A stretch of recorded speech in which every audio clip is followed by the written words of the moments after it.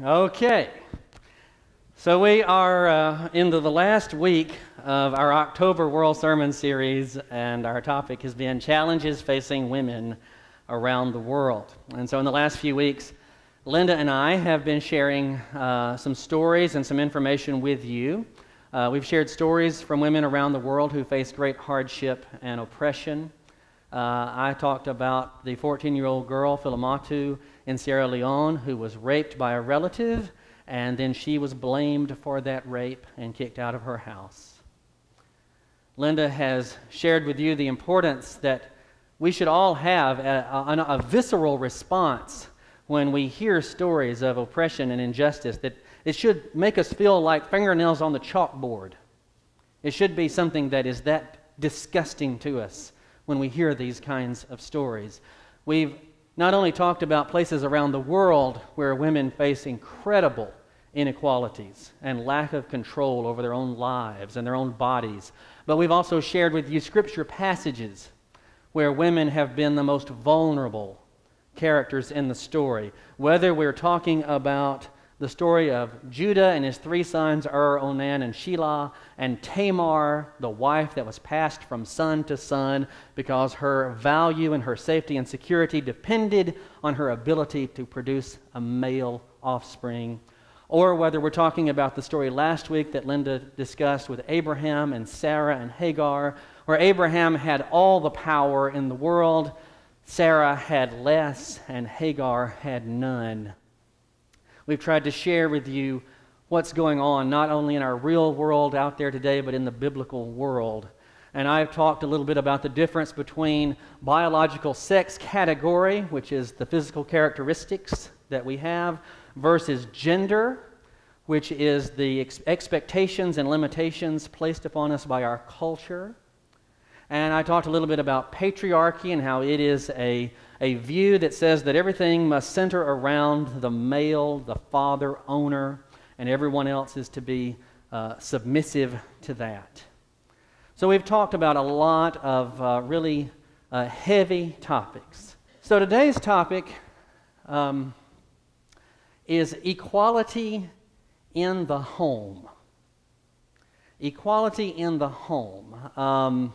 I know this past week, the United Methodist Women had a presentation from our local domestic violence shelter, and domestic violence, of course, is simply the most extreme form of inequality in the home, but there are other forms of inequality in the home as well. And so today I want to talk about how we can be equal as husbands and wives, if that's what the family is, and the genders can share power and share responsibility.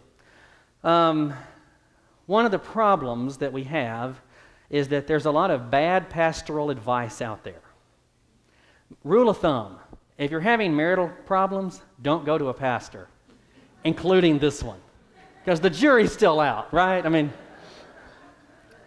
there's a lot of there are women in our country who are victims of abuse, and then they go to a pastor to get some help and some support, and the pastor says, well, are you being submissive? What are you doing to ask for it? Are you being subject to your husband? Are you pleasing your husband? What are you doing to displease this husband? And then they are sent right back into the violent home, now having got no support or encouragement or liberation from their faith, which is what faith is supposed to be all about. So I guess the driving question of today's sermon is, what do you do when the Bible is against you? What do you do when the Bible is against you? Because let's make no bones about it, there are passages in the Bible that are against women. There are passages in the Bible that are against equality and freedom. So what do we do when the Bible is against us? That's something we need to think about. Of course, if you're going to have equality in the home, it's good to start with equality at the wedding. A few weeks ago, I was privileged and honored. Linda and I both got to officiate at Ben DiCarlo and Erin Trostel's wedding. It was a beautiful ceremony, if I recall, just a teeny bit hot. Middle of the summertime, it was really hot. Anyway, a beautiful ceremony. I can remember talking with Ben and Erin before, in the weeks before, And we were talking a little bit about what the ceremony would have and what it would not have. And I made it real clear right up front. I'm not doing this wedding if the word obey is in the vows. Not going to do that, love, honor, and obey. And of the two, I think Ben was happier about that than Aaron. He didn't want to obey Aaron. So we were pretty clear about that. We were talking about the ceremony. And we talked about what is some ritual that the two of them can do. And quite frequently, I'm sure you've been to weddings where there's been a unity candle. And a unity candle works like this. You'll have 3 candles, one candle that's a little bit higher than the other 2. The 2 on the outside are pre-lit before the service, and they represent the bride and the groom. And then at a certain point in the ceremony, usually after the vows have been exchanged and the rings have been exchanged, the bride and the groom, they go over to those 2 candles, and they each take the candle that represents each one of them, and then they light the unity candle together, and then they put their candles back in place. Frequently, and let me just tell you, this is wrong, frequently they extinguish their individual candles. And I always have to tell couples, no, you don't do that. You are not ceasing to be an individual. You are not ceasing to be a whole person. Contrary to romance novels everywhere, each of us is not a half in search of a whole. We are each whole people who want to come together as whole people to create a new kind of life and a new kind of wholeness. But you stay individuals. Those candles stay lit. And I talk about that some. And then sometimes, just to throw a curveball, especially out here in the Northwest, I'd like to tell people, now there's another option. In Alabama, for instance, when a couple gets to that point, we have them chew the same piece of gum and then stick it on the altar. And if they look at me seriously, I know they didn't get the joke, because we don't even do that in Alabama. But that's very important. And so we talked about those kinds of things, and they came up with something that was uniquely their own that I thought made perfect sense. So instead of all that, they went over, the 2 of them, and they played with the handbell choir. And the handbell choir had been a big part, especially of Erin's life. Erin was in our handbell choir and had been in others before she came to this church. And so they went over together and they played in a song by the handbell choir. And Ben, who has long-term relationships with people in the handbell choir and grew up and kind of knows what's going on there, but I think Ben would say not a great musician. They gave Ben one bell to ring, one note. And it was at the very end of the song. So they all sang, they rang their face, and at the end, Ben went, ding. And I thought that was great. That's perfectly representative of what's going on, because a marriage means you're going to throw yourself into new situations. You're going to try something new. You're going to frequently be out of your comfort zone as you share in the life of another person. And that is always exciting. It is challenging. It is hard to do. It is always a miracle when 2 adults can live under the same roof. It's a challenge. And for them to do that, I thought was an amazing thing, and I was happy to be a part of it. Linda and I, as I say, we officiated, and at the end of the ceremony, I said to Ben and Erin, you may seal this covenant with a kiss. And then they kissed, and for a split second, I thought Linda and I would turn and do the same. But we didn't want to steal their thunder, but it would have been very funny. So anyway. So now, not all weddings start off with those kinds of values. 20 years ago, right after Linda and I got married, we went to a wedding of a friend of Linda's, and Linda was in the wedding, so she was a bridesmaid up on the stage, and I was out in the congregation. And it was another denomination, and it was Alabama, and the theme of that wedding was basically what you heard read in these scripture passages. It was all about how the husband is the head of the household, and how the wife is to be submissive to the husband and to be his helpmeet, if you've ever heard that word. And she's supposed to be supportive and all that kind of stuff, but he's the star of the show.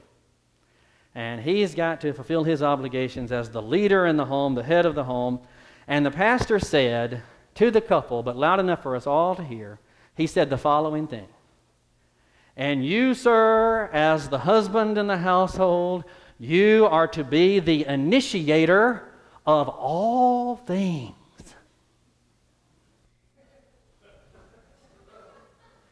Anybody else find that a bit odd? The initiator of all things. And I busted out laughing, and I saw Linda on the stage trying to hide a smirk, but everybody around us was serious and nodding. Totally different world. The initiator of all things. That still cracks me up to this day. So very different kind of thinking. I don't hear the phrase head of the household much anymore. I grew up hearing it a lot in my church. The man's supposed to be the head of the household, as though a household is like a corporation, as though a household is a business that has to have a CEO. I just reject that entire model. But the head of the household, the only time I ever come across head of the household, to be honest, is when I'm looking at filing my tax status with the IRS.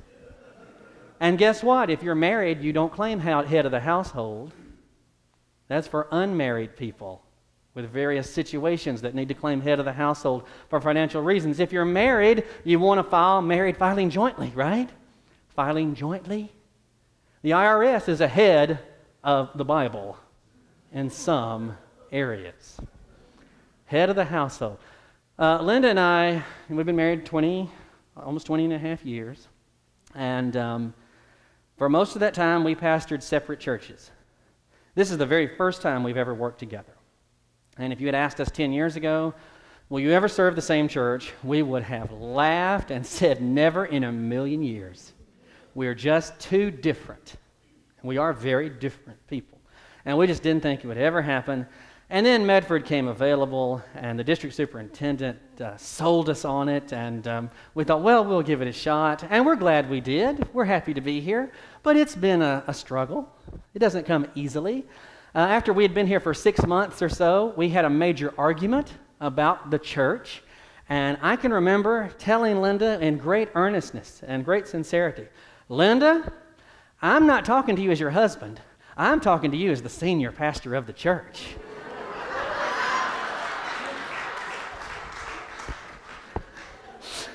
And that's about the response I got. So even though I've been tempted, I have not used that line again. So, it's easy for me, and it's one thing to stand up here and say, equality in the household. It's hard to live it. And we struggle with it. I mean, we're both kind of cantankerous people, to be honest. I'm very hard to live with. I know that. Linda and I are both headstrong. We don't have a problem having an argument. We get into it. But it's a struggle, and it's a struggle that we're in it together. And we try really hard to not let traditional gender roles tell us how to behave. Now, that doesn't mean that we don't to some degree. But I, as the husband in this household, I do not think that it's Linda's job, because she's the wife, it is not her job to fix the meals. That has nothing to do, that has absolutely nothing to do with her job. It's not her job to do the laundry, because she's the woman. It's not her job to keep the house. It's not her job to look after the kids, any more than it's my job to go out and earn the living. And it's certainly not my job to do the yard work, as I'm sure she will testify. And, that all sounds really great, and we are committed to not letting gender roles define us. But I am full-time, and Linda is half-time, and so that creates some realities around which we struggle. So who does the laundry in our house? Linda. Not because she's the wife, but because she has more of that time available than I do. Who cooks most of the meals? Linda, but not all of them. I pride myself on 2 breakfasts a week and a supper thrown in, every once in a while. And it creates some gaps. For instance, this happens to us quite a bit, where a note comes home from school, and the teacher needs a permission slip or something from the parent, and I assume that Linda's going to take care of it, and she assumes that I'm going to take care of it, and then the day gets here and nobody took care of it. That happens when you're trying to create your own gender roles. Now, my parents didn't have that problem. My parents had very clearly defined gender roles. My father went off to work each day, and he made the living. He earned the money. And he did the yard work. And my mother, she kept the house, and she raised the kids, and she took care of those kinds of forms. And there was never any doubt or discussion about it. They knew, they each had their job description, and they knew it well. And Mother laid out our clothes for us, including my father's. He'd get up and his clothes were laid out for him. And I'm not condemning that. That's fine. They're happy. If you ask them today, they'd say they were delighted with that arrangement. It's not the marriage that we want, but that's the way it was. And for that generation, that has kind of been an unspoken and sometimes spoken expectation. So it is difficult to navigate your way through some of these roles. There are some issues that I think keep recurring when I hear from other families. And again, I think I've set it up so that you recognize that we're not the primary role model here. We have our struggles. But we're very committed to equality. And one of the things that we're committed to in equality that I hear from other households that they are not, and I have to confess that this is fingernails on chalkboard to me, is money. I make more money than Linda because I'm full-time and she's part-time. That doesn't mean I have more say over the money than she does. And I find it odd that anyone operates differently from that. It's our money. I mean, it's not like she's not contributing to the household. It's not like I could make it without her. It's our money. We took financial peace in Payette, and there was a couple in the class, and I felt so badly for the woman. They both worked. She made less than him, which of course is typical. She made less than the husband. The husband made the rent payment on their apartment. She, from her paycheck, paid all the utilities, bought all the groceries, and bought everything for the kids, and she had nothing left over at the end of each month. He paid the rent on the apartment, and then he bought a boat. Because it's his money. And so I really struggle with that. I mean, I see a family, I don't know that you can have equality if there's a trump card. And there are women in our culture who stay in marriages that are abusive, whether physically or verbally, because they cannot afford to go their separate ways. And so to be for equality means to be for equality. And to try to treat the household as a unit rather than separate. Now, I know it's different when you marry a second time later in life and there are assets. That's a different situation. I get that. But I'm really struck by how often I hear, well, it's my money, I make more money, therefore I get to make the decision. That just seems strange to me. As strange, actually, as you shall be the initiator of all things. So anyhow, when we think about the Bible, what do we do when the Bible is against us? It's not easy. You have to kind of think your way along. When I look at a passage, I ask myself, okay, who gets the power of choice in this passage and who doesn't? So in the passages that I read, the husband, male, gets the choices. It says, love your wife. Oh, that's great. I'm glad that it says that. Love your wife. But to the wife it says, be submissive to the husband, whether the husband loves you or not. So who has choice? The man has the choice, the woman does not. Which is very similar to another passage in the Bible that says, slave owners, treat your slaves kindly. Slaves, be obedient to the slave owners. Who has the power of choice? Oh, I can treat my slaves kindly or I cannot. It's up to me. I must obey no matter what. So I look at those kinds of things and I ask myself, what sounds fair? What sounds like the gospel? And as I said earlier on a previous week, there are cracks in the Bible where the gospel shines through. The woman caught in adultery that Jesus comes and steps up for. There are passages like that challenge this kind of system, and it's important that we look for them, but let's not turn a blind eye. The fact is the Bible does speak against some of these things. I'm reminded of the story of Sojourner Truth, who was a slave woman, and she used to say, the slave masters always were trying to teach us the Bible. when we were slaves, and they always opened it up to that verse about slaves be obedient to your masters. And I told myself one day I'm going to learn to read, and when I read, I'm not reading that part of the Bible. So when the Bible is against you, and it's something like this, I think the best action, the best response,